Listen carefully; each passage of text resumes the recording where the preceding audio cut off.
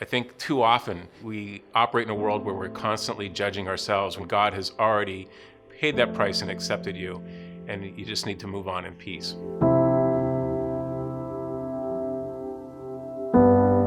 I accepted Christ at a youth camp. I was probably one of those kids that accepted Christ, 100 times, something of that nature, just in case God didn't hear you.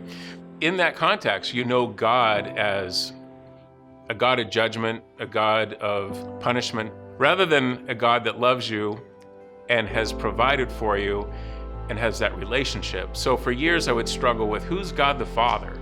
And fast forward a couple years into the junior high years, and it's kind of the thing to do. It's like, oh, you should be baptized, and your friends are being baptized, and certainly I wanted to be baptized, so I was baptized. So for me, being baptized a second time, you're kind of going, what gives? What's the story there? And I think it's because of what I've gone through in life. Certainly the decision of salvation is one thing at one age, but as you walk down your life, a number of things happen, and it tests your faith and your belief, and what is it you believe and what were you taught. The reality is that life doesn't go the way you plan it. And for me, I really can't, on one hand, have imagined that life would go in the direction and that things would happen to me the way that they did.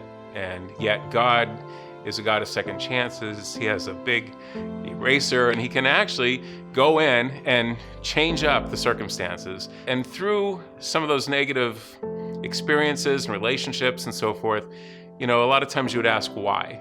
But my real reality is that if you can reduce God to what you can rationalize or understand, you just shrunk him to your mental capacity. So he's really not God. God's the God of impossibilities.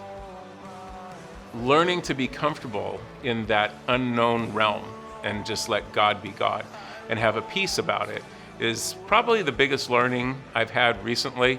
As you go through things in life that may have hurt you or were troublesome or whatever, the story isn't really what you've gone through.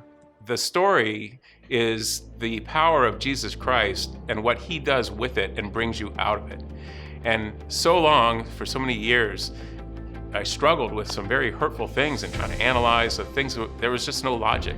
But coming to the reality that God has you, he has a plan for you for whatever situation you're in before you even know the situation is there. I think that's really my testimony, is God reached down and has corrected so many things, brought other people back into my life, resources, jobs. As you step back and see his hand, you just really are kind of speechless. I just felt led to be baptized a second time to say, it's worth it all. I still make the same decision, and I still stand on my decision to be baptized and be a follower of Jesus Christ. My name is Dan, and I'm still following Jesus.